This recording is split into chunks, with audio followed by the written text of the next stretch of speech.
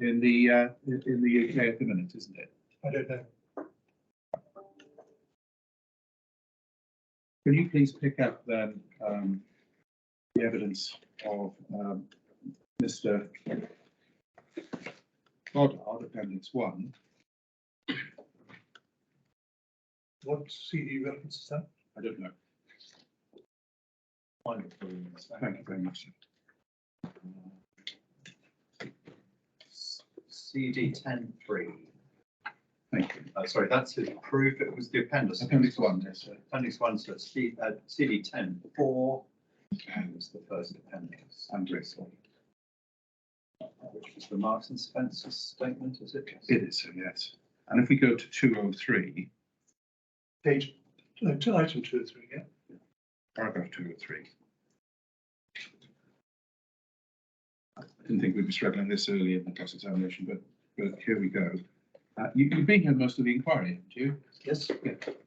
So you would have heard various witnesses identify the fact that Marks and Spencer are well practiced at repurposing and reproviding existing stores in old buildings. Okay, yep, You would have heard that, wouldn't you? yes. Here we've got a list of most recent full line store openings with their various dates, and we'll see that a significant number of them are former Debenhams and former other premises repurposed. Correct? Yep. And what they are therefore major proponents of, didn't think this would be an issue, is across the UK high street of reusing former stores and repurposing their own stores, indeed, where that is deemed by them to be appropriate. They're familiar with the concept and they're major proponents of it. They recognise the potential benefits. Correct? It would appear so, yes. Yes. And I think you've been to the site of at least one of Mr. Hillbro's refurbishments on the first day of the inquiry.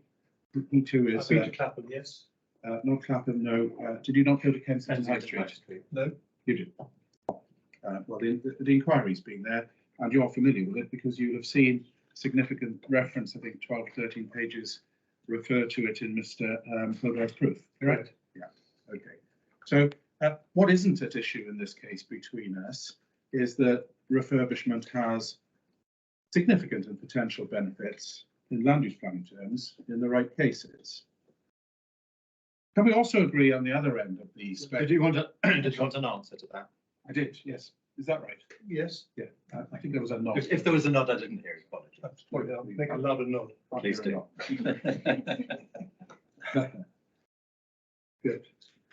Going up to the other end of the other end of the spectrum, it can't be right, can it, that refurbishment can be the answer in all cases? No, that is correct. That's your point as well. Good. The But way, if I could caveat, yeah, that, please. I think it needs to be properly explored before discounted.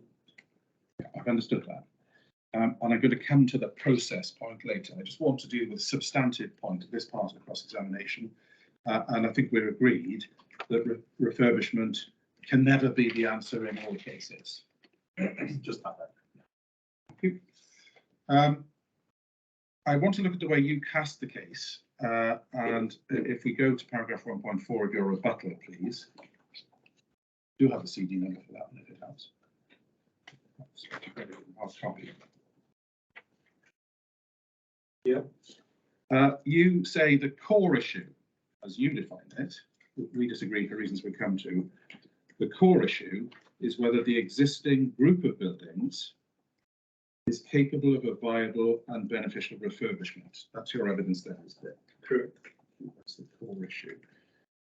See, we say that's demonstrably not the policy test and demonstrably not the way the Secretary of State has to deal with it.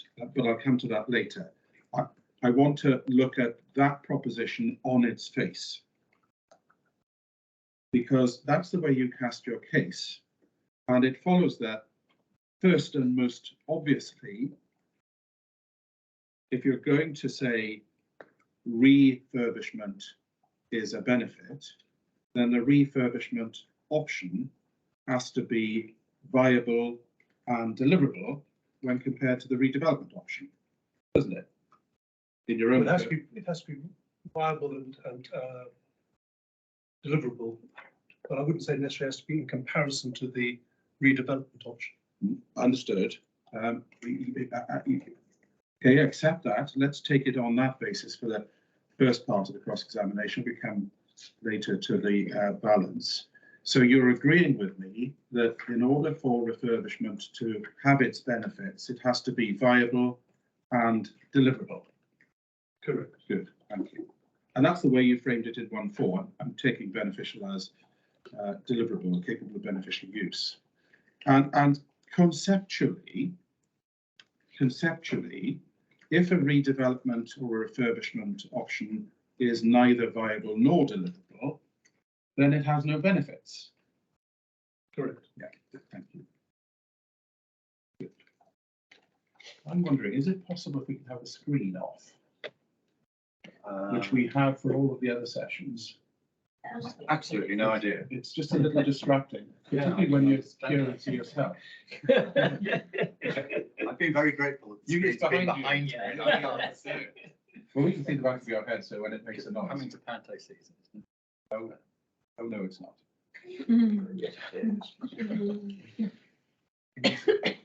Good, thank you.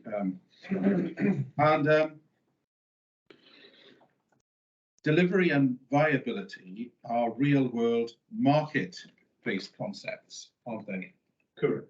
And we are told in the guidance, for example, that decision makers should look to market signals, expert evidence to identify what in the real world is deliverable and viable and what isn't. Correct. Aren't we? And that guidance is much more pronounced in the new NPPF than it ever was before. Deliverability and viability, real world market concepts, signals from the market, expert evidence are all given significant weight for a reason, aren't they? Yes.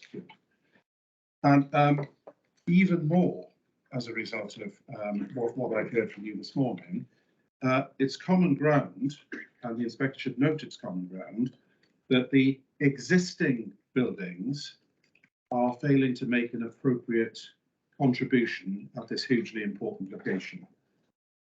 That's common ground, isn't it? As in their current state, yes. Thank you very much.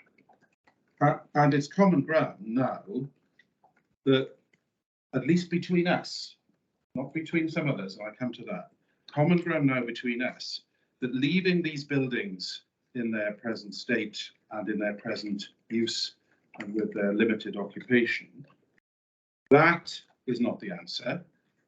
And neither, thanks to the learned friend made this very, very clear right at the beginning of the inquiry, neither is it Save's case that a light touch refurbishment would be the answer.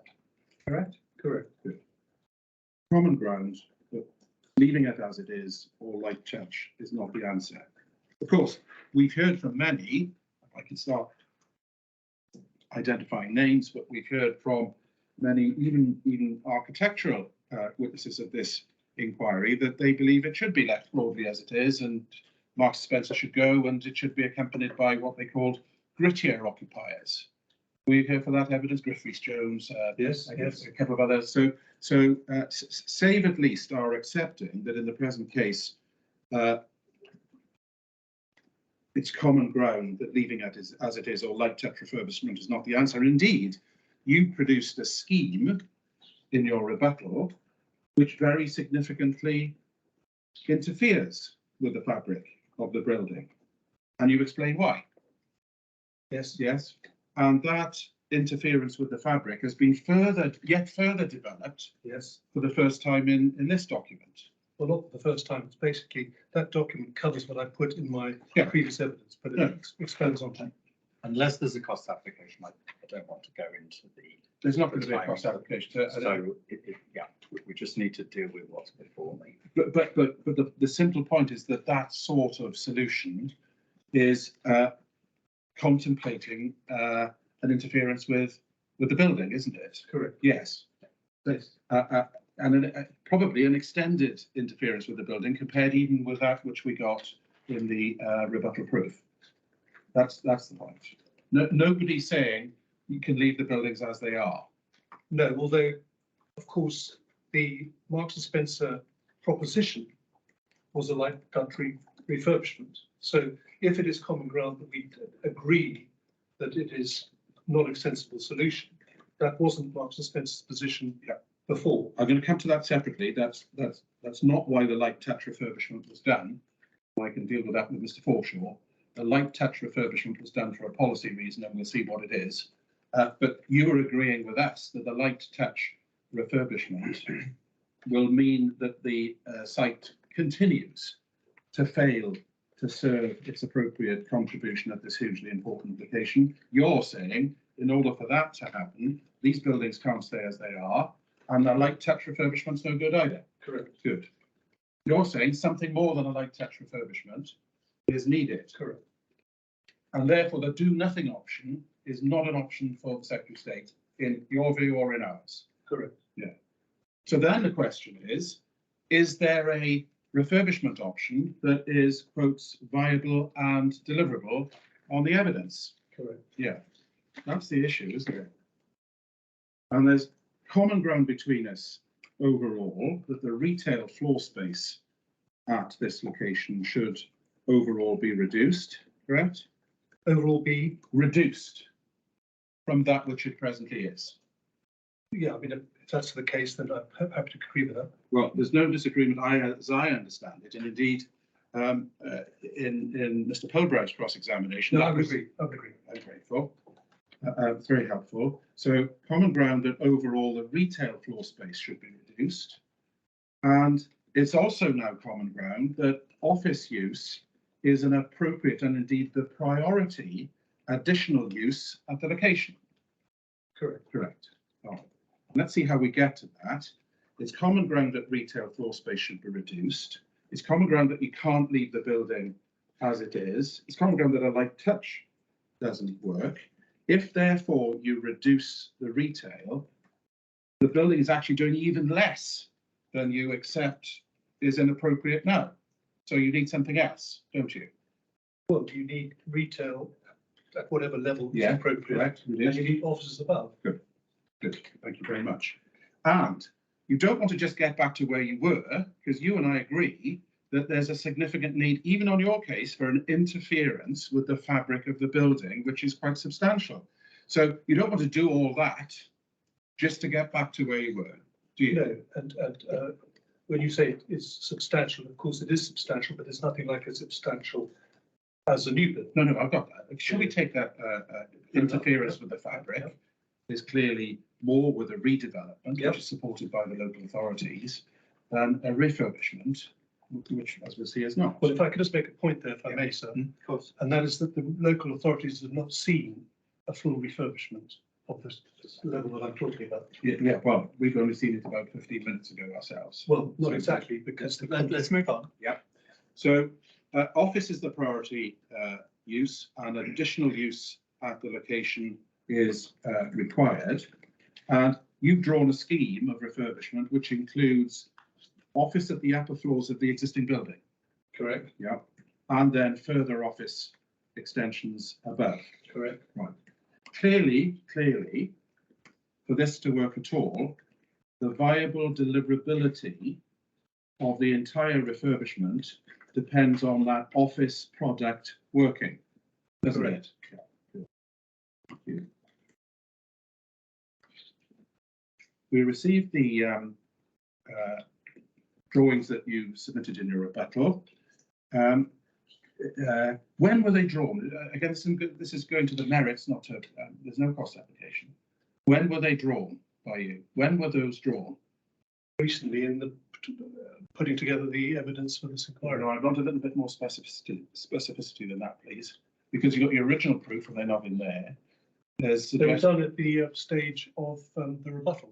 yes. So what, a day before the rebuttal or 2 days before? About that. I don't need complete specificity. Yeah, but I've been thinking about it for some time. That So doesn't help us, you see. All right. So can we say at or about the time of the week of the rebuttal?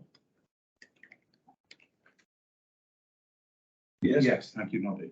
And you drew them. Please speak because I'm taking that. So I can't see. I'm sorry, is that, That's all right. You drew them. yes, Yourself. yes, Good. Thank you very much.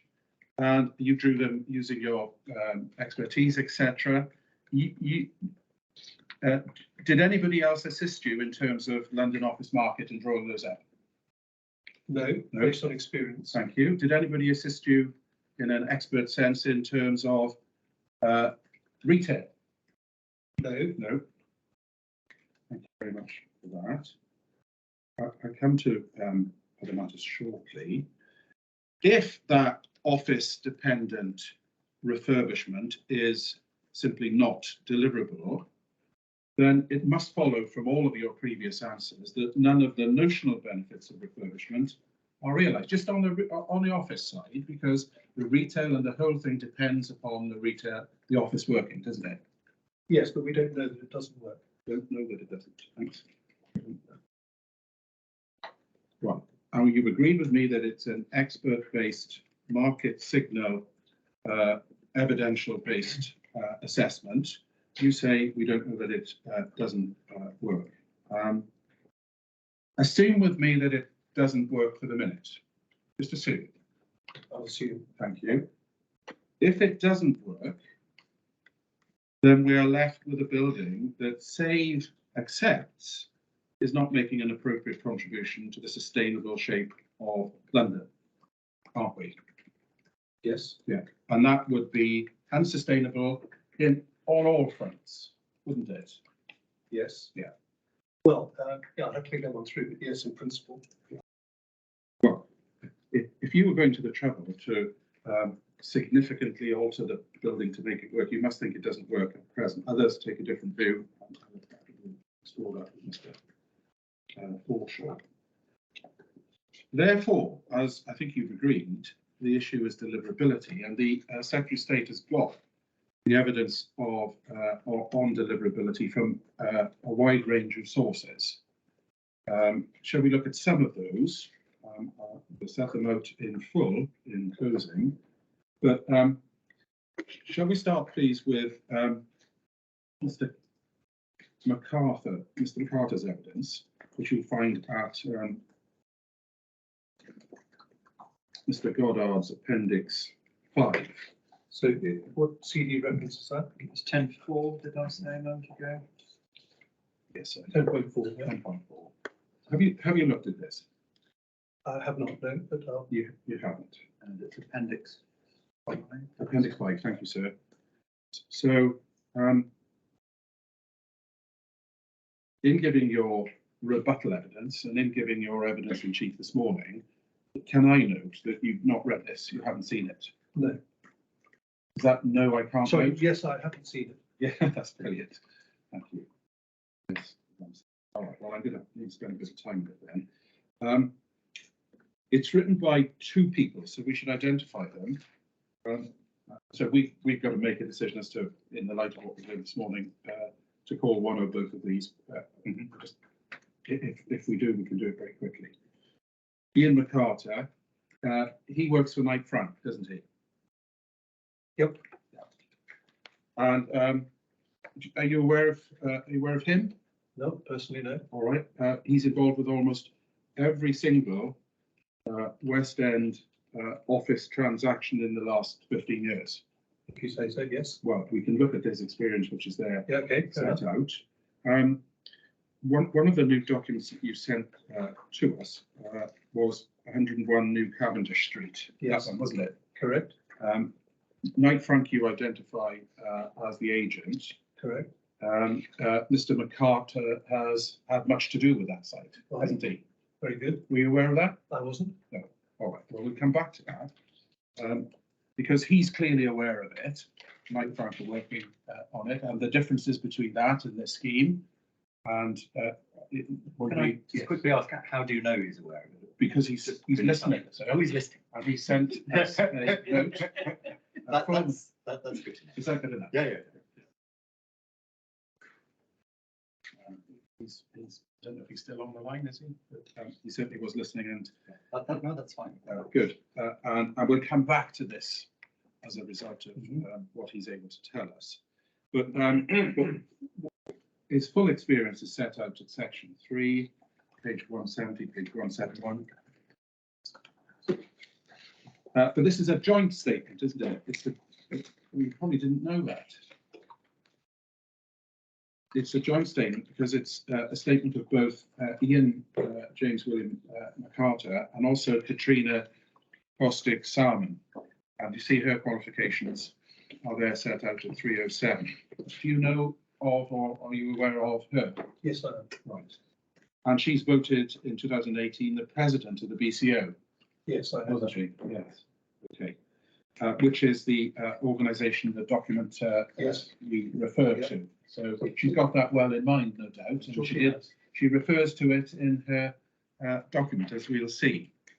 And what these two experts, looking at signals from the market, etc., identify is summarised at 207 and 208. Sorry, could you give me the reference of that? Paragraphs 207 and 8.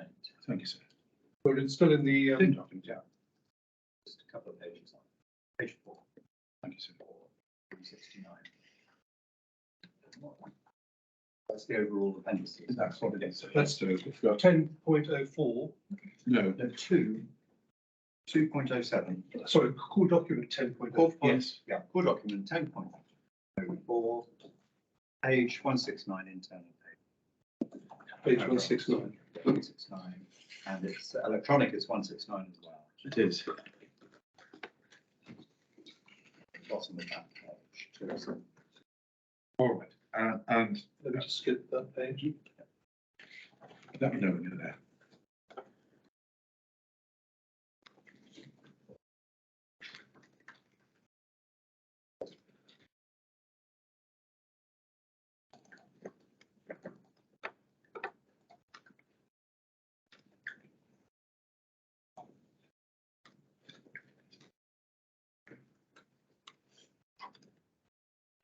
Sorry about this. Okay. Large document electronically. See, someone can find you a mouse. I'm really there. There is a mouse here. 65, 66, Not 67, 68, 69. 169, you there? Yep. Okay. Bottom of Bottom of the paragraph page. 207. This is their joint executive summary Yeah. opinion.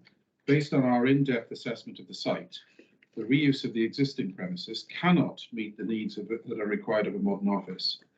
The issues are so fundamental in our view that any refurbishment of the existing building cannot address the main and inescapable structural issues of the building, which include but are not limited to its floor-to-ceiling height, its column grid pattern and its consequences, and the disjointed nature of the 3 floor plates and its resulting spaces. 208. In summary, for this site to be attractive to a West End commercial occupier, as opposed to one across anywhere in Britain, and to meet the technical and spatial needs of any occupier, a redevelopment scheme is necessary. Any variation involving refurbishment of the building and its inherent and inescapable constraints not be delivered. Furthermore, these constraints mean that even if it would be possible to find an occupier for the space, the rental levels would be so low as to mean that no reasonable developer would consider it viable to undertake such a refurbishment, and there would be no lender willing to finance such a redevelopment. 2 points. The first point is that in forming that judgment, they didn't just consider a light touch. They considered any reasonable refurbishment option, and they were aware of the physical and other constraints identified in the Arab reports. You accept that? Yes, I do, in the sense that, Yeah. but I will answer that more fully with your next question, I think. All right, well, we'll see. Just in your rebuttal proof and in your evidence in chief and in your roundup at the end of your evidence in chief, you said you're not surprised that the experts probably said it wouldn't work because they only considered a light refurbishment. Not true, is it? They were asked to consider any reasonable refurbishment. Yes, but they, Just let me ask. sorry, apologies. They were asked to consider any reasonable refurbishment, And they specifically identified the fact that they'd seen nothing from Save, so that they considered a wide range of relevant. So could you said they've received nothing from Save. Yes, I shall go to that shortly, if I Yes, may, okay. but I just want to deal with this simple point that you've made on several occasions, which was they only considered a light refurbishment. It's not true, is it? Well, they haven't, they looked at the Pilbrow Yeah. options, is that what you're suggesting? No, You're saying they've looked at any, any Okay. reasonable refurbishment. that's what they say in this text, yes. Right, okay, although you hadn't seen it until a few months ago. No, but I don't think it would have made a huge difference. Ah. Okay, well, it's just on 3 or 4 occasions in your evidence in chief, you say, well, don't listen to anything that the experts say, because they were only ever given a light touch. It's not true, is it? Well, if I could expand on that. What they say here is that they have considered, as you say, any refurbishment, but they haven't actually been shown what a refurbishment of these buildings could probably look like. You mean they haven't been shown the Sturgis scheme? Well, it's, what I'm saying, they haven't been, no, but it's not just, they haven't been, it's not really my job to produce Yeah. a refurbishment scheme for this site. Right. What I'm saying is that the Marks and Spencer team who made the decision to new build in 2018, and indeed that was before all of the consultations, the idea of doing a proper refurbishment, in other words, a comprehensive refurbishment, was not considered. Yeah. After that point. Right. So what I'm saying is that none of the advisors, and in a sense they would say that, wouldn't they? That none of the advisors has seen what a proper refurbishment would look like. Well, forgive me, that's plain wrong, and we'll show it to be plain wrong just in a minute. Okay. Come with me. You've not seen paragraphs 207 and 208 in that conclusion before, have you? No. No, and can we go, because they build up the reasons why they say that in the particular circumstances of this case. So can we go to 409, which is on page 176? Yeah.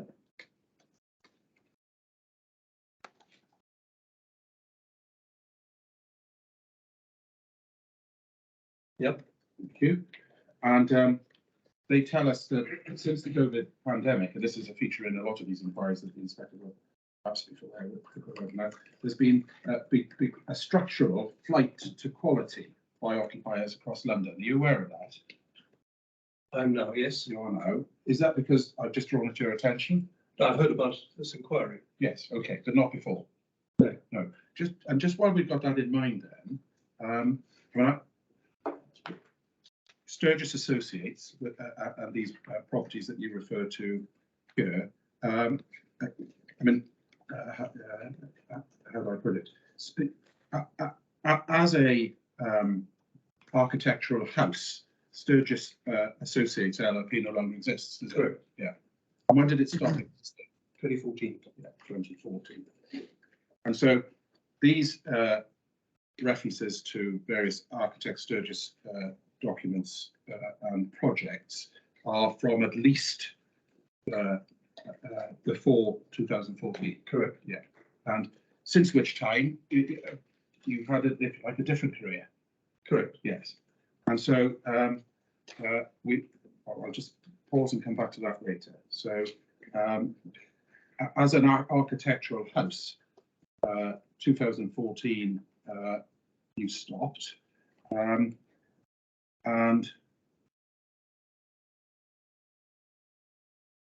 did I understand you to say that this was a refurbishment that had been refurbished again? Sorry, which one's that? Sorry, this is 101 New Cavendish Street. No, that is a refurbishment we did. Yes. On the next page is the current refurbishment. I've got you. I've got you. So you did your refurbishment when?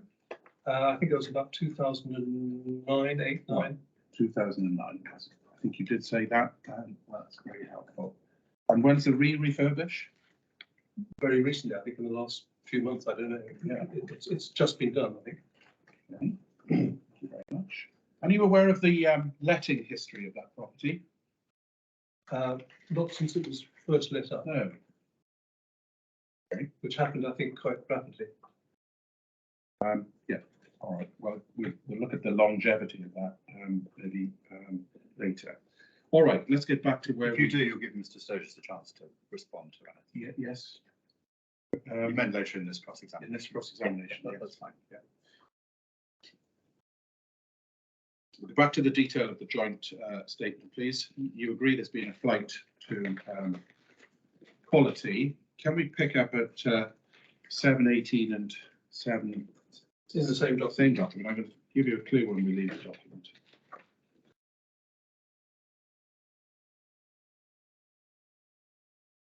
In the paragraphs leading up to 7:18,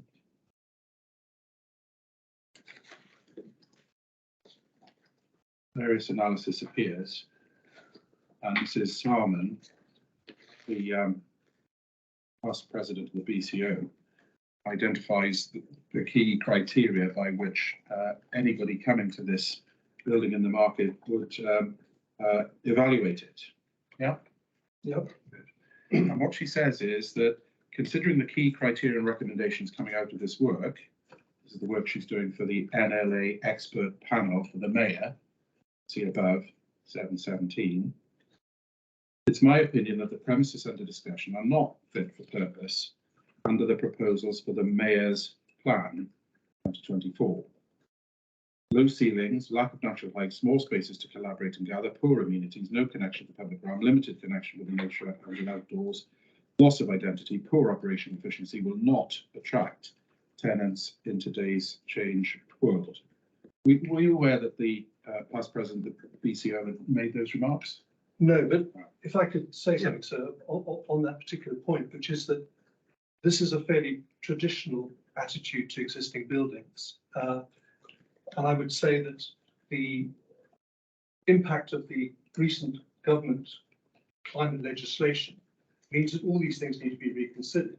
And there's no suggestion that the BCO here or any of these paragraphs that this is being taken into account at this point in time, because the change in emphasis will be towards retention of existing buildings, even if they have limitations, rather than knocking them down and rebuilding them. Yes. Sorry about it being labelled traditional. Do you see this paragraph beginning 7:17? Yeah. This is work arising out of the NLA expert panel on the new London Mayor's Plan 2024. Yes, I saw that. Yeah. But I still make the comment. All right, fair enough. And 7:20. Do you agree that the landlord and occupier relationship is changing, with landlords and owners shifting to a service-orientated approach? There is an increased focus on place and delivering user experience to earn the commute. That's something that we've all become familiar with. Yes. It needs to be worthy, does your experience of going to work, to earn the commute. Yes. Yeah. And if I could I add to that? Please. But I would also say that what I'm understanding from various developers now is that people are also aware of the carbon footprint of the buildings that they're going into, and that is becoming a concern. Yeah, well, as you would have been aware if you read this, that is writ large in this document too. That specific position is writ large, and notwithstanding that, both of these key experts looking at market signals and evidence have concluded that this site is simply not suited to the refurbishment of any reasonable refurbishment of the type being considered. Should we look at those market signals next, please? And can we look at what the inspector, the Secretary of State are being told about how new build is letting and how the refurbished market is letting?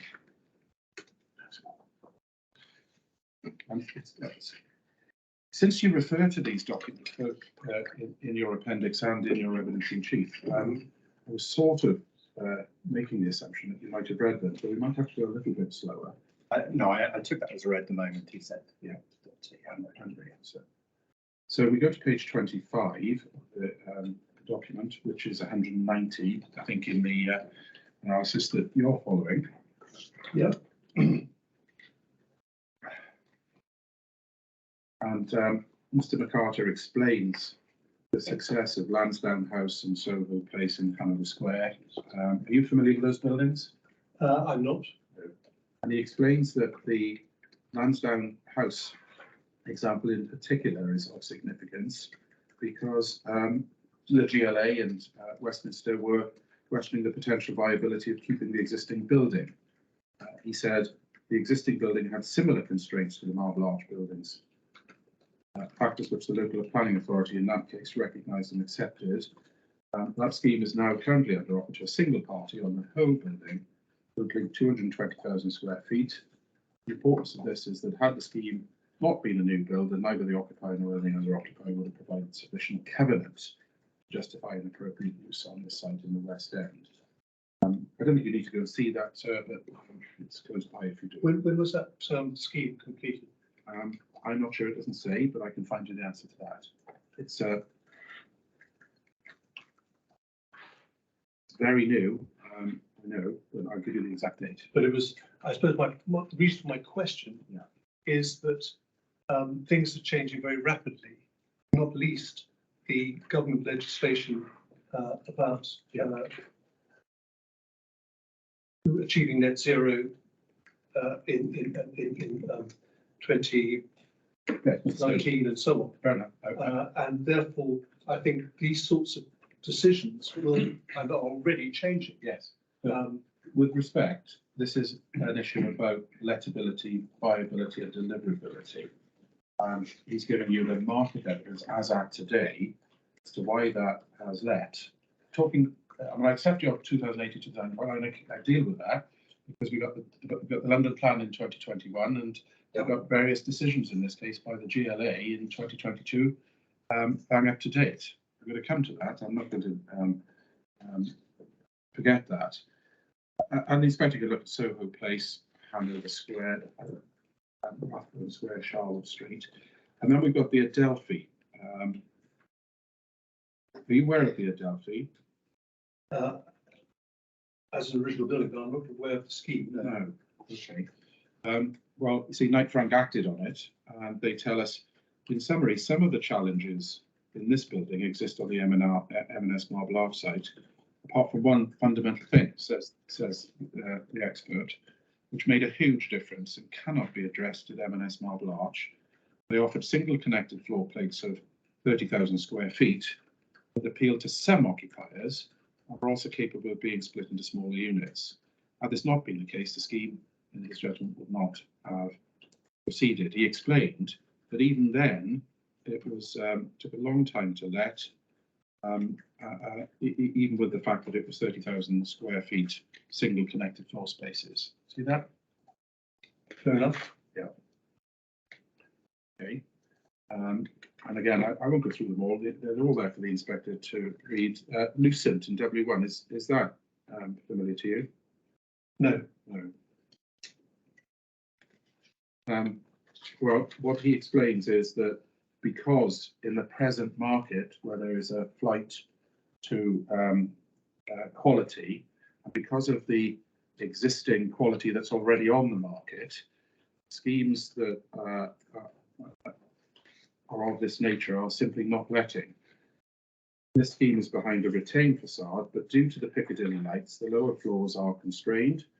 Despite the lack of stock, it's still not pre-let, further reinforcing the point of ensuring M&S Marble Arch is developed to the highest quality, etc. So there's. Sorry, please go ahead. Yes, yeah. I mean, I suppose the point that I find of interest is that 101 New Cavendish Street, which I illustrated, is being let with its constraints. It's being let at £79 a square foot, apparently. Is that your evidence? Well, I'm saying that's what I understand from whom? From the agents. Yes. All right. Well, we'll hear directly from the agents on that. Okay. I think that's probably the best thing to do, isn't it? We'll get that put into writing or call witness if necessary, if that's what you're relying on. So then we've got very close at hand and referred to in Save's evidence, three other examples which the Knight Frank evidence in terms of market signals, expertise, draws the inquiry's attention to. And he will be, I'm sure, familiar with the Debenhams, the House of Fraser and the John Lewis refurbishments. Don't you? Yeah. And what he does is he very carefully explains to the inspector what is proposed at each of those locations and how each of those locations is demonstrably and markedly different from the application site. Yes? I'll take your word for it, yes. Right. The main differences are to do with grids, regularity, floor to ceiling heights, and ability to get an unconstrained floor. And he's analysed it really, really carefully in relation to each of those, and then compared that with the building, the subject of this application. And was he assuming that the cause could be taken out and reorganised? He was considering any reasonable refurbishment, and he identifies constraints which were unavoidable and inescapable. They're his words, as we'll see in a minute. So I'm guessing that is that he's not necessarily assuming the cause can be removed. Well, but we can go further than that, can't we? With the greatest of respect, because you sent your rebuttal to us. And were you here yesterday when Mr. Goddard gave his evidence? No, you weren't.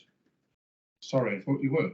I passed you in the. Oh, so I was here for some of it. Yes, I was. Yes. But I was only here for the first part of the day. Oh, I see. Sorry, I didn't. I didn't appreciate you'd escaped. I had. Which we all could. All right. Well, then you won't know this, but because that rebuttal evidence was given to us in the form that it was in the last day of the evidence, etc., a matter of evidence, that's how it was. What Mr. Goddard did was he showed your analysis to both of these witnesses and asked them whether it changed their evidence. Did nobody on your team tell you that? Well, just pause. It's a very direct question. Did anybody on your team tell you that? No. No.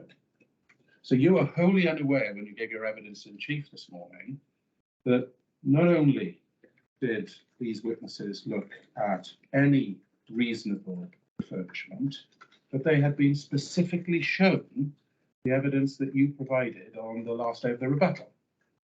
Yes, but I think what I have shown today, yes, was in a sense doing a job that maybe Mr. Pilbara should have done. That's a different point. With the greatest of respect, I was taking it further than it would have otherwise been seen. Yes, so, just bear with me. This evidence has been given in good faith. You had a chance to rebut it. You've not even read it. I've seen it. Well, but presumably, you've got a duty to the inquiry to read all the documents. Yes, and you've not done it. I don't make a great big criticism of it, but we're entitled to this inquiry. When you sign that thing saying that you're going to do your best for the inquiry, etc., you at least read the proofs. I've done the best I can. Yes, all right. But then the criticism that you consistently made is that these experts, whose proofs you haven't read, whose documents you haven't read, are looking at a scheme which is not anything like I would do. You said, for example, just a few minutes ago, they haven't looked at a scheme without the cause. Wrong. They looked at the scheme that you drew up in section 4 of your rebuttal. And Mr. Goddard went through very, very carefully yesterday, in not ideal position, that he had checked with the authors of this document. And the authors of this document believed that their criticisms, which are fundamental and incapable of addressing, had not been addressed by your proposal. In fact, they said this, that because they involved enhanced intervention, they'd be more expensive, but would not resolve the insuperable problems. Now, I'll ask one last. Sorry, they said that. Was that new? Can I? No, can that's I exactly ask what the basis for this question is, because if it's been put to my witness that Knight Frank have said things, then obviously he needs to be able to see what that information is. So they said that in this document. No. That's what Mr. Goddard said yesterday was the position. Right. Do you remember, sir? I do know. Mr. Goddard was asked whether these two had the opportunity. Remember, evidence is closed by the time we get. Yes. No, Understood. So the question is, nobody made you aware that that was the evidence that Mr. Goddard gave yesterday. Couldn't have, otherwise you couldn't have said what you said. Correct. Thank you very much for that. All right, so we've got that, and we've looked at the Oxford Street rivals. Thank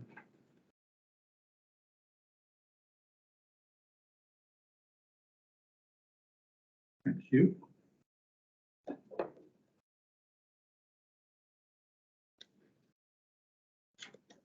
Yes. So I've got a note of Mr. Goddard's evidence yesterday. Fortunately, all of this is being recorded. He said that he had specifically asked the Knight Frank and KKS people. They had specifically responded and said it didn't change their evidence. It reinforced their evidence. There was much more expense, more interference with fabric, but overall, the essential and inescapable constraints remain. I'll give you the time of that, sir, on the transcript should you wish it. Right. So what we've got, therefore, in terms of market, deliverability, and viability on offices is the evidence that we've just looked at. You don't call any specific or rely indeed on any specific market evidence or any retail evidence at all. Is that fair? That's fair, but what I'm saying is that the whole emphasis of the Marks and Spencer approach is to denigrate the existing building. And what I'm saying is that actually there is absolutely a scheme that is capable of being done there. And so, but it hasn't. I'm saying that it hasn't been properly addressed by the Marks and Spencer team. I've understood that. And consequently, they don't know what it would do. Just a couple of points there. Just coming back to where we were, the only market signal expert evidence before the Secretary of State is that which we got here and you haven't read. I don't think that would change what I was going to No. Well, the yes or no first and then qualify your answer, please. Can you re-answer? Yeah, the only market signal expert evidence referring to comparables, etc., that's before the inquiry in the Secretary of State is that which we've just looked at, but which you haven't read. Correct. Right. And did you want to qualify that answer? Only what I've just said. Oh, that's fine. Yeah. That's the first point. The second point relating to that is that, bear with me. So I think that'll do for my purposes, actually. Thank you. That's the only evidence on market deliverability and viability that's before the inquiry. That cadre of witnesses and Mr. Goddard himself, who is a surveyor, has had, albeit in the circumstances that we've outlined and I'm not going to go on about, received your version of things in rebuttal, and they've looked at that also, and it hasn't made them change their position. No. Okay, good. But if I could add to that. Yeah. I mean, it's not really my place to do a refurbishment scheme for this site, a proper refurbishment scheme. Yeah. And as I showed when I was talking about the 16 options put forward by Mr. Pilgrath, none of those were the type of refurbishment which is a basic enhancement of the existing building. Yeah, I'm coming to the process later. We disagree with you fundamentally on that. But listen, Mr. Sturgis, if you do produce a scheme, the learned friend calls it the Sturgis scheme, Yep. then the inspector's got to look at it Exactly. and got to look at it in the context of the evidence. You produce no viability evidence, no retail evidence to show that that is deliverable.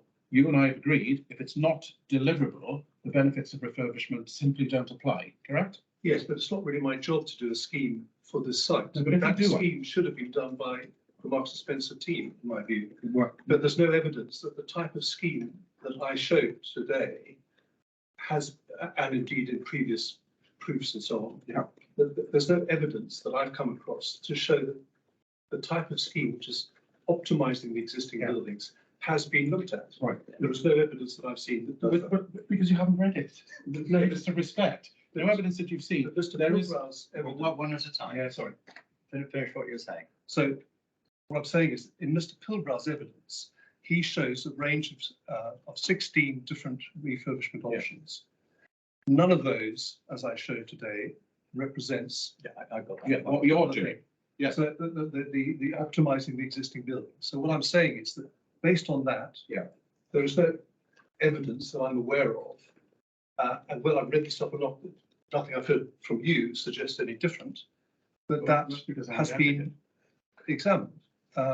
And yeah, that's all. Yes, all right. Well, if you forgive me, that's a conceptually very different route, and I'm going to go down the process. Yes. Whether the GLA was right or whether you take the view that sufficient process hasn't been entered into. I want to look at the evidence here, because the evidence before the inquiry required the witnesses to look at any reasonable refurbishment, including those with the Arab physical and structural constraints in place. So it didn't rule, as we see, it didn't rule out a heavy refurb at all. That's the point. It's a shame you haven't read it. Just let me finish. That's the first point. Then you have produced to the inquiry a document that we're meant to take seriously. And we have shown that to the same people, and they've said it's no better. In fact, it's worse. And I'm assuming that in producing what you've done the best you can. Yes. Yes, you've not produced something that you can improve on, although there's slight alterations that we again see today. But in order for the Secretary of State here to look at the substantive issue here, because you're asking the Secretary of State to turn away a development that SAVE agrees complies with the development plan, except on this point. SAVE agrees that our proposal will produce benefits which are meeting the requirements for the site, except you say, but they should have potentially considered another one. Now, the weight that the Secretary of State is going to give that in substantive terms will depend on the evidence, wouldn't it? And you and I agree that if it's not viable or deliverable on the evidence, there's no benefit. Yes, but I would say that the type of proposal that I put forward, which is optimizing the existing building, has not been properly tested and examined, because those people who have looked at it, and they looked at just the plan, and they haven't looked at a fully worked out scheme of that type. Right. There's nothing in the evidence that I've looked at that demonstrates that the type of scheme that I suggested, which is not a strange and peculiar scheme, it's a logical, straightforward enhancement of the existing building, the group of buildings. There's nothing to suggest that that has been looked at. So your point is a process one, if you like. You are saying it hasn't been looked at. Yes. We're saying it has been looked at. It's been looked at by the GLA. It's been looked at by the WCC, and it's been looked at again by the witnesses at the inquiry. Sorry, could I ask you, where is that scheme? Because I haven't seen it. Yeah, but if you have got expert evidence that certain elements are inescapable, you don't need a scheme. You don't need to have a drawing. They did have several drawings, as we know, and the GLA asked for various drawings, and as we see as we go through it. But you need to be really careful about imposing a burden and standard of proof that just doesn't exist anywhere. And we got now, very grateful to you, as it turns out, your best shot. And they've looked at that too. Can we turn to retail? Because I think you've already, forgive me if I put this once already. You don't and didn't rely on any retail expertise in drawing your option. I think you did accept that. Correct. Yeah.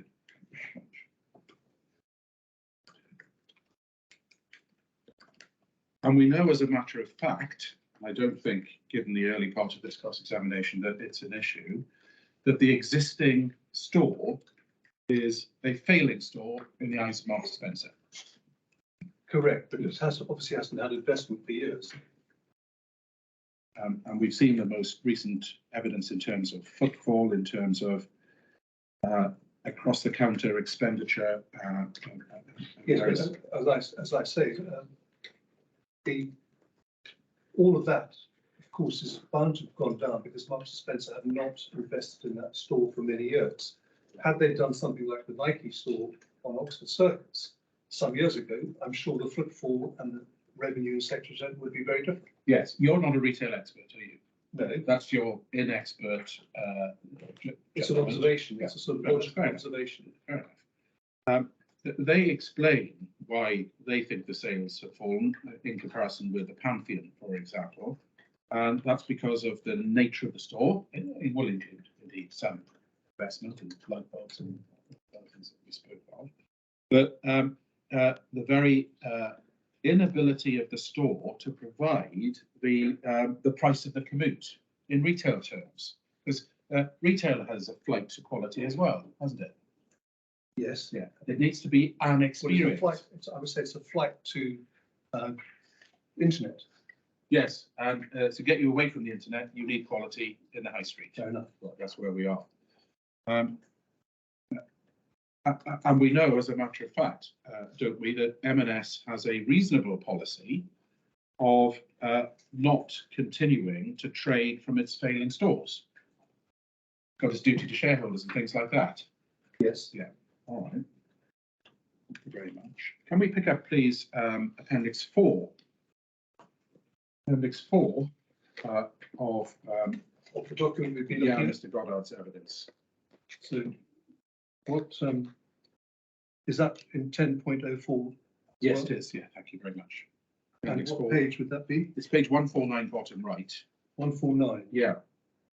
Now I'm hoping you've read this one because this is the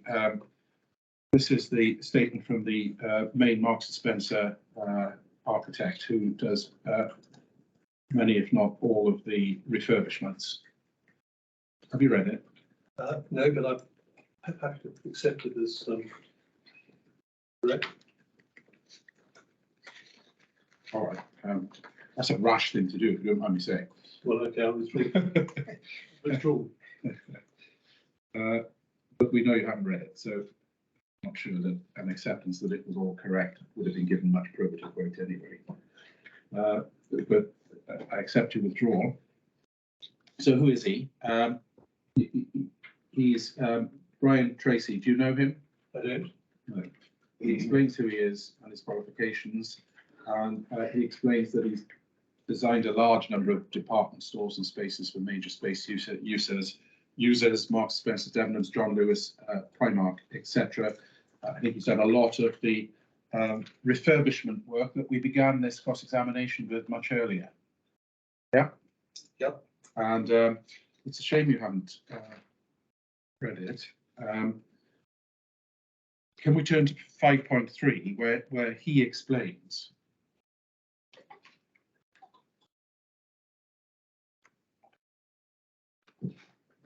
what Marks and Spencer does? Do you have that first page? Yes. M&S have recently closed a number of city centre stores that cannot meet the retailer planning needs of their location. These include Sauchiehall Street in Glasgow and Bristol City Centre.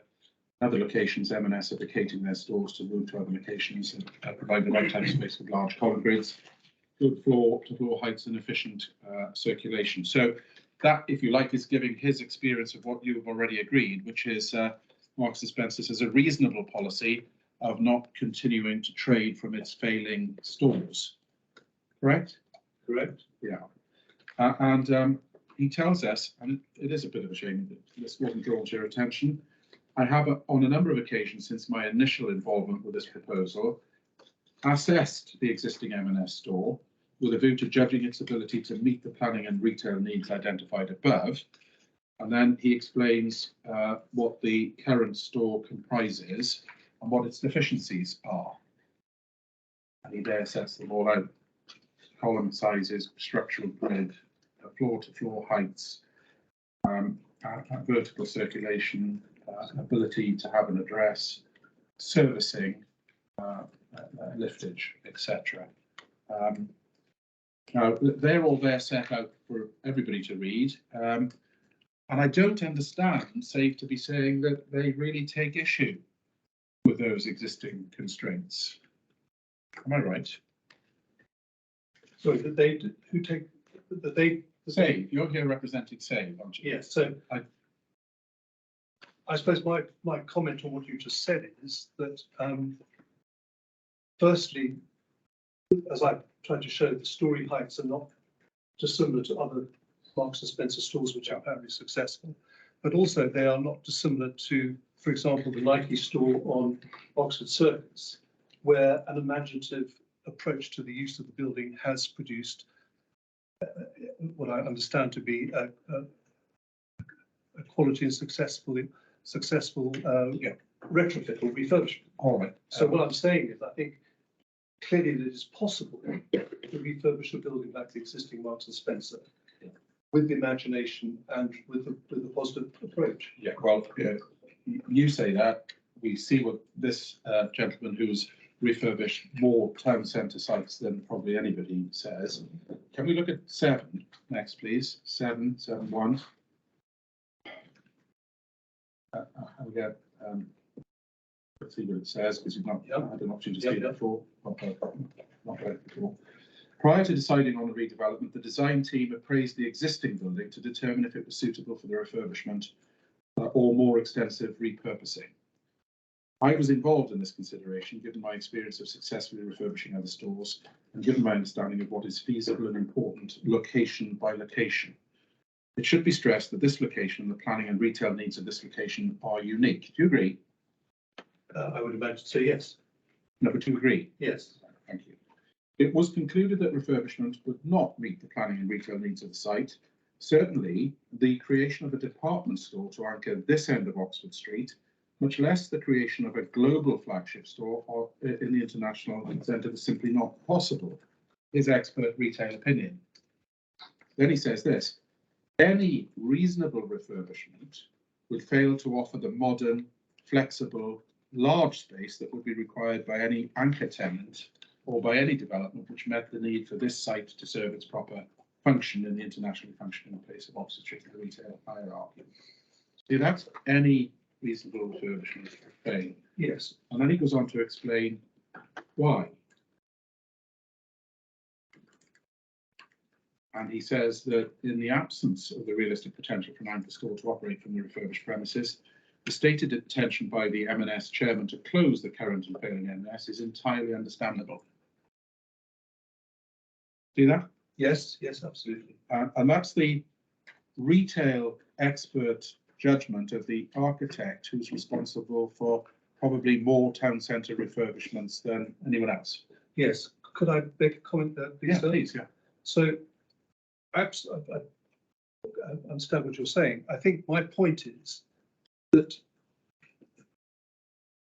as we are in the midst of a climate crisis, and as the government has set this trajectory to net zero by 2050 with interim dates, that these sorts of assumptions will have to change, and that Marks and Spencer, who are saying that they wish to be at the forefront, or their plan A suggests that they are at the forefront of this, are actually following a very traditional approach to this site. And the approach to this site is not compatible with this trajectory to net zero by 2050 and the interim dates. Yeah. So, you know, if you're saying, is this the answer? This what I'm saying. This was the answer. This was the right approach. No. But I believe if Marks and Spencer want to be a forward-looking, they've got to say, well, how do we best reuse these buildings rather than let's knock them down and get a really nice new store. They've got to be taking a more positive attitude. Yeah, I've understood that. I mean, I've heard you say it on 3 or 4 occasions. Yeah, well, I'm trying to work out for the Inspector of the Secretary of State, and we've all agreed, remember, right at the beginning, refurbishment where appropriate, and Marks and Spencer's referred more than anybody else. So I don't know about refurbing more than anybody else. Well, what other evidence have you got? Well, I'm asking you. It's No, don't ask me. It's the other way around. I see. I'm sorry. Of course it does. Well, I don't know how the John Lewis or others are refurbishing more or less. So I'll take your word. Yes. Thank you very much. And the issue that we're considering with Member is not whether refurbishment is a good option or everybody should do it where they should, etc., as Marks and Spencer do.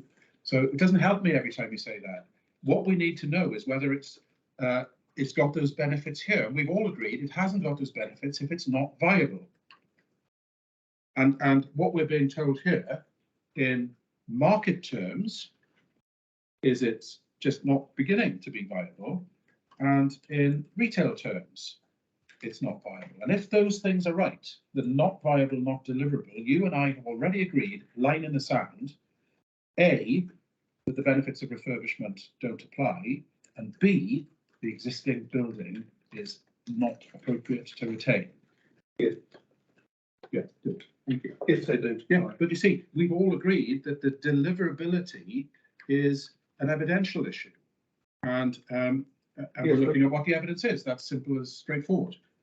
Yes, but I suppose my point comes back to the fact that life has changed because of the climate crisis, and that has not been factored into any of the schemes that have been put forward. And secondly, I don't believe that any of the 16 options that have been shown by Mr. Pilbrow include the kind of scheme I'm talking about, which should be. And of course, your scheme has been shown to the same witnesses. Your scheme has been shown Not to the level I've obviously shown today. Well, hang on. Is there a big difference between what you show? Because if there's a big difference between what you show in your rebuttal and what you show today, I'm asking for an adjournment. I didn't assume you to be saying that. No, okay, it's the same. It's the the same same. scheme. Yeah. Yeah. Of course it's the same scheme. So their judgment, got as it was, and we may need some more from them now as a result of what you just said. Their judgment that it's a non-starter. It is the only expert market signal based evidence that's before the inquiry. You decided not to do that. Fair enough. Yeah, good. And am I right that the last refurbishment that you were involved with as an architect was 2009? Probably a bit later than that, but yes, that kind of time scale. Yeah, okay. A very, very different world then than the world we now exist in, a very different market, for example. Okay, that's all really helpful. Now, so the first heading, remember, Frank Layfield here, the first heading was refurbishment in context. And we've agreed very helpfully on a lot of stuff. I just want to add this. All of the stuff that we've looked at the minute, including the stuff that you provided in the rebuttal and the stuff that we saw in chief, to be fair to you, you've never said that that is a viable alternative. All you've said is, well, something like this might work. Whereas, yes, it's not Yeah. my job Well, to produce an alternative. Okay, I've heard that, but I am right, aren't I? And I said it opening, and I've checked this in the Rule 6. Save are not saying that there is a viable refurbishment alternative. Rather, their case's process. Save are saying, well, the GLA and the WCC didn't dig deep enough. We couldn't have done more, by the way, because everything that they asked of us, we gave, including considering alternatives. So your case is that the GLA and the WCC didn't dig deep enough, wasn't it? Didn't dig deep enough. Yes, effectively, yes. Yeah. Okay. Because just on this thing about reputation, before I go to my second topic, on circular economy, on whole life carbon, on energy, we provided absolutely everything that the expert authorities asked of us, didn't we?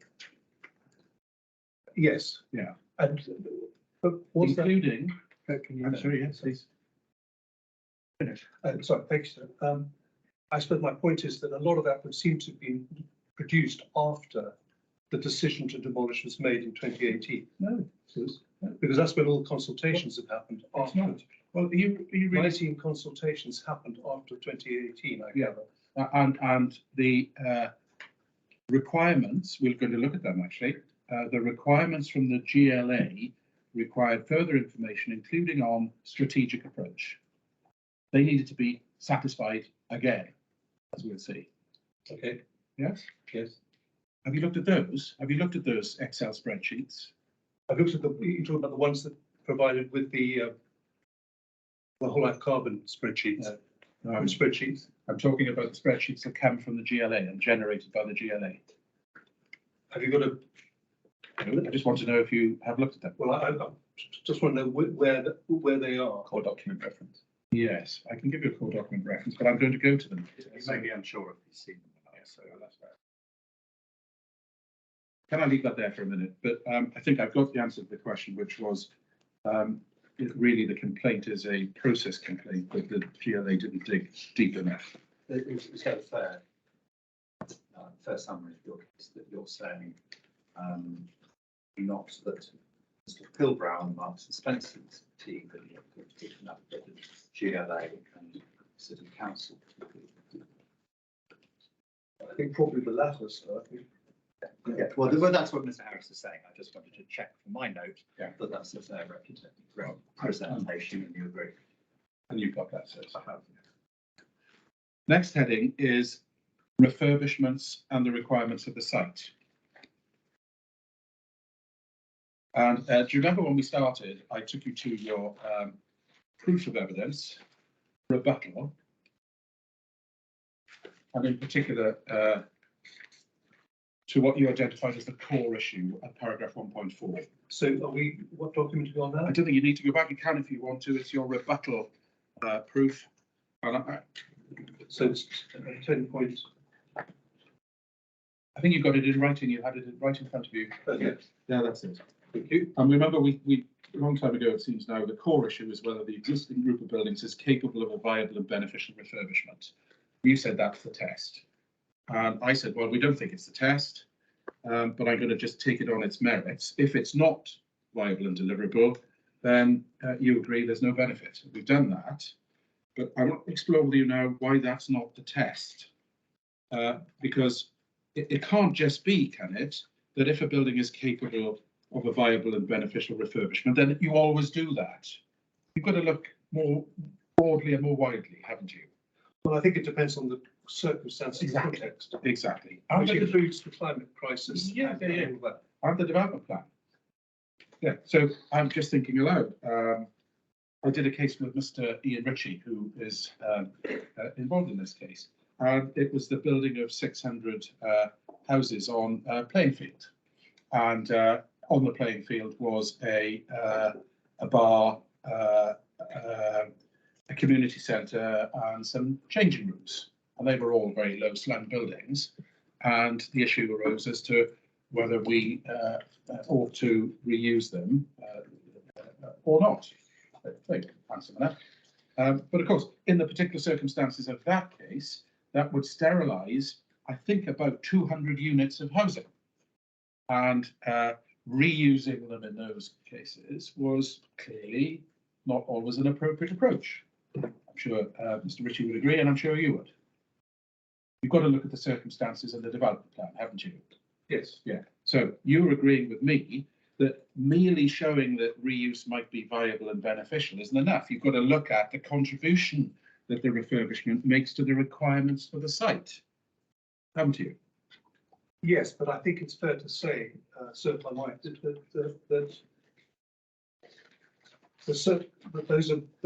those are flexible. In other words, you can there can be adaptation in that. Yeah. Well, the first thing to understand is if we're looking to meet the requirements for the site, if it isn't viable, where we've just been without reference to policy, it meets none of the requirements of the site. Correct.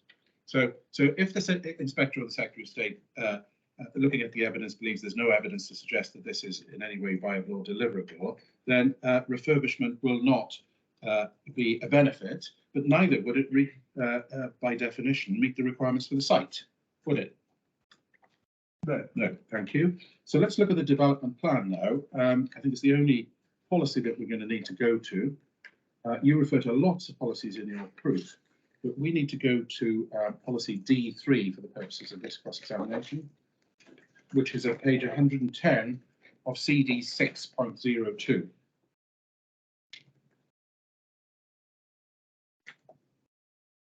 And assuming you wrote the policy sections in your proof. Yes. So what page are we looking at? 110, sorry.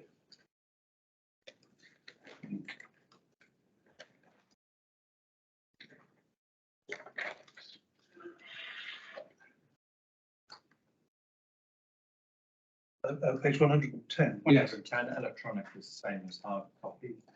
Thankfully, and it's policy D3. That's right. And we've looked at this. I just want to put fairly to the context. 3DA, all development must make the best use of land by following a design-led approach. B, higher density developments generally be promoted in locations that are well connected to jobs, services. Sorry, I'm just looking for that. Oh, sorry.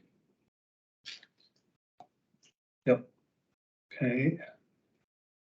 A starts all development. Yep, best use D3, of yep. Land, and then B, Higher density developments are generally promoted in locations that are well connected to jobs, etc. You're familiar with those. And then D13, D13. D3. It's over the page. It's right at the bottom of page 111. The policy is aim for high sustainability standards and take into account the principles of the circular economy. And then we go to 3312, which deals with the hierarchy. 3312. Yeah, page 114. Yeah, got it. Last sentence, the best use of the land needs to be taken into consideration when deciding whether to retain existing buildings in a development, or I suppose whether or not to retain existing buildings in a development. So simple point, the best use of land is one of the factors that you take into account in deciding whether to retain the existing buildings in a development, correct? Yes, Yeah. but if I could just add to that, so it's really a question of what best means. If best use in the current, under the sort of net zero trajectory, may be different to a best use of land taken in 2018 before the legislation for net zero. So yeah, my point is that there's a different interpretation to best today than there was in 2018. Say. I've got that, I've understood that, but what constitutes best use of land depends on reading the development plan as a whole, including its references to carbon zero and various other things. But it is a factor, making best use of land is a factor that you take into account when determining best use of land, isn't it? Yeah. Thank you very much. And requiring refurbishment of a building which actually frustrated making the best use of land, however defined, requiring refurbishment of a building which frustrated making the best use of land is not supported by the development plan, is it? Well, as I said, I think it's a question of your view on what the word best means. Yes, I agree. And it's a matter of balanced judgment, multifactorial. But if the judgment reached, doing it either way or anyway, is that refurbishment of a building would frustrate the making of the best use of the site, then it's not supported. Let's take our best example here, that refurbishment is not viable. That would frustrate making the best use of the land, wouldn't it? If refurbishment is not viable. Yeah, good, thank you. And then, so it's only a scalar relationship thereafter to look at what the effect of keeping the building is on making the best use of land. So in my Ian Ritchie case, for example, you wouldn't keep the changing rooms, however glorious they were, because you factor them in, you take account of the potential for reuse, but the reuse there would frustrate the making the best use of the site, so it wouldn't be supported. Now, in every case, there's a different equation and iteration to be drawn. Yes, I mean, if I could say that 3312 shows a hierarchy for building approaches which maximize the use of existing materials. Diminishing returns are gained by moving through the hierarchy outwards, working through refurbishment and reuse through to the least preferable option of recycling materials produced by the building or demolition process. The best use of land needs to be taken into consideration when deciding whether to retain existing buildings in the development. Yeah, well, you just read out the paragraph. That's very much understood. Okay, so shall we then see how that taking into account of the requirements for the site is factored into guidance, and CD 630, please. Sorry, what number? Is the CD 630? CD 630. Yeah. This is the one I had in hard copy. Yeah, it is. So yeah, The numbers I change. don't know what 6.30. I probably need to download from the website the latest. So this is I the haven't done. circular economy statement. It is. Thank you. Okay, should we go to your decision tree? Yes. And we've agreed the principle, and we've seen what you've said about the decision tree. Can we look at the decision tree? This is an exercise which is required to be undertaken pre-app. Yes. And in this case, this document was issued long after many pre-apps had taken place with WCC and GLA, correct? Yes. Yeah. There's nothing in it that says you've got to, if like, throw away all the analysis that you've undertaken up until then. But what it does make clear is that if a building or parts of a building are not suited to the requirements for the site, then redevelopment is appropriate, and you go down the no route and technically feasible to recover the residual value, etc. Yeah, Yes. that's what it says. Now, this is guidance, isn't it? And we'll come back to the difference between policy and guidance in my next heading. But this is guidance, but it's consistent with that part of the development plan that we just looked at, which said when you're looking at whether you should reuse bits of the site or not, the impact on whether you make best use is relevant. It's consistent with that, isn't it? Yes. Good, thank you. And it's worded very carefully with respect, isn't it? Because what's been chosen is suited to the requirements for the site. So what you need to understand on the one hand is the nature of the existing buildings, and on the other hand, whether they are suited to the requirements for the site. Yes? Yes. Right. We'll look at how you've dealt with this very shortly. That's not how you've done it, but I'd like to do this with you now. Nature of the buildings is my subheading, sir. To make the Sturgis scheme work, you rely on all of the buildings that are presently on the site and heavily upon Neil House, upon the Orchard Street extensions, and on Granville Place, don't you? What do you mean by heavily? Rely heavily on? A large part of your floor space is Yes, within it's all those buildings. Yes, correct. Yes. Neil House, the Orchard Street extensions, and Granville Place extensions. Can I suggest to you that to all but the most unreasonable of eyes, these buildings are architecturally poor and not suited to the requirements of the site, which are for a transformed, world-beating, international retail centre. Those buildings. I wouldn't necessarily agree. I think Right. the buildings,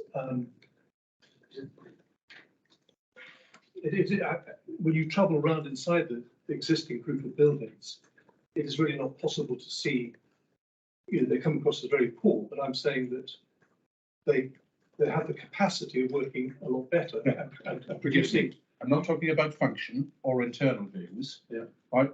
A requirement which is identified as urgent and compelling is the transformation of this part of the West End, Oxford Street in particular. We can go to it if you like, but I don't want to waste time. Your scheme is needed to make the site work, because we know that the existing site doesn't work, and we know there needs to be an intervention. The nature of the buildings which you require to make your scheme work includes Neil House, Orchard Street, and Granville Place, which are, if my grandmother was here, she'd say, goddamn ugly. Yes. But they are capable of being improved. Yeah, all right. So can we agree that the nature of the buildings, are the buildings or parts of the buildings suited to the requirements for the site, that so far as Neil House, Orchard Street and Granville Place are concerned, the requirements of the site include townscape matters. Yes. They include ambitions for transformation. Yes. They include a whole bunch of other public realm enhancements. Yes? Yes. Now, this is really most important question I'm going to ask you. You don't say, and it's no part of your case, that keeping the facades of Orchard House alone is at all sustainable, do you? What do you mean by sustainable in this case? Well, it's not something that you put forward. It's the light touch that you already said is a complete no-starter. I'm saying that you want to retain as much of the fabric as you can. Yes. And you want to, Sorry, go ahead. Sorry. you want to retain as much of the fabric as you can, and you wish to, you want to enhance it for the future. Yeah, but listen to my question, please, because it's critical. There is no save scheme that just contains or is made up of the Orchard House facades, is there? On its own, Yes. not that I'm aware of. Well, and we're told that a facade retention is a non-starter. We're told that a light touch refurbishment is a non-starter. You've done what you think is best, and you need to use Neil House, Orchard Street extensions, and Granville Place. You need to keep all those three execrable buildings for your scheme to work. Correct. You think you can make them a bit better. Correct. If the Secretary of State doesn't agree with that and thinks that in architectural terms you can't put lipstick on the gorilla, then that is not suited, is it, to the requirements of the site for transformation? Just on that sense alone. What I'm saying is that there's an architectural issue and there's a carbon value issue. Yeah. And I would accept that they have poor architectural merit, Yeah. for the Neil House in Yeah. particular. But I would say that they have a carbon value that in today's climate crisis, if you like, means that we need to think slightly differently. We But need to there's the think rub. about retaining those buildings and making the best of them. There's the rub. Where is it that in your analysis you at all consider the nature of the buildings in anything other than absolutely minute compass carbon terms? Where is it? Where do I find that? Well, you find it in the sense that I've said that you need to remodel. Where in your evidence? do I In find my it? evidence, I've got on the plans, it Yeah. says that you would remodel Yeah. the facade section around the office entrance. Yeah. I explained that today on the slideshow, and you would remodel the arcade entrance on Oxford Street. Yeah. And you put a few windows in Granville Place. Well, you would yes, exactly. You sort out all of that Okay. with windows. So it is changing the facades to a degree. Good. And what I'm saying also, if I may, is that that by limiting the amount of work you do to buildings is more appropriate today in achieving a net zero trajectory. Yeah, I've understood that. But I am noting that it's no part of your case at all that the partial retention of the Orchard House facade, no part of your case that can do the job. On its own, no. Thank you very much. That's really good. And in fact, if the Secretary of State believes that in heritage terms, for example, to which considerable weight and importance should be granted, that there is harm to the setting of conservation areas and also to Selfridges, there's harm to those matters resulting from Neil House, Orchard House and Granville Place being in the setting. That's not going to alter materially, is it, as a result of your proposal? Well, so I was just thinking about your previous question, if I may. Yeah. When you talk about retaining the facade to Orchard House on its own, are you saying just the facade and replacing the floors behind? Yeah. No, what I'm saying is, in terms of your redevelopment, in order, even in your terms, to explain it to the inspector, you've got to rely heavily on the floor space in Neil House, Orchard House and Granville Place and on those facades. Correct. Yeah, that's good. Thank you very much. That's very good. And so moving on to the other question that was asked. Yeah. Do you want to answer that one? Well, if you could, would mind putting it again? Yeah, well, the fact that in all substance have to retain, if the Secretary of State takes the view they cause a harmful impact to the setting of Selfridges and the conservation area, then that harmful setting remains. I would imagine so, yes. Yes, that's what I thought. Good, thank you very much. How are you doing, Mr. Harris? I'm doing reasonably well. I will need to go over lunch though, but That's all right. Is this a convenient yes, it is. break or? Yes, Okay. yes. That works great. So we'll adjourn until 2 o'clock.